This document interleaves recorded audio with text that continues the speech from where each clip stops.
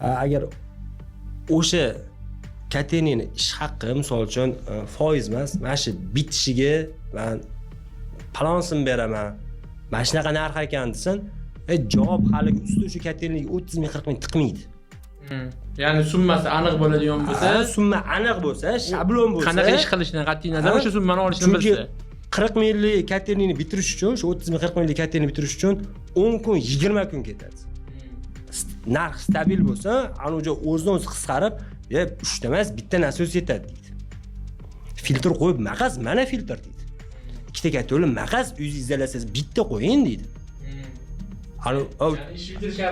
Ish bitirish uchun minimumga tushaveradi. Endi ana protsentga bo'lgandan keyin uy egasi deydi, qancha ketadi deydi. Bir 5 ming bilan boring, 10 ming bilan bitadi deydi. 20% bersan, bo'ldi-ki, oka men buni qo'ymasak bo'lmaydi. Buni qo'y, ertaga suv bo'lib qolsa, kategoringiz buzilib qolsa, zapas qo'ying deydi.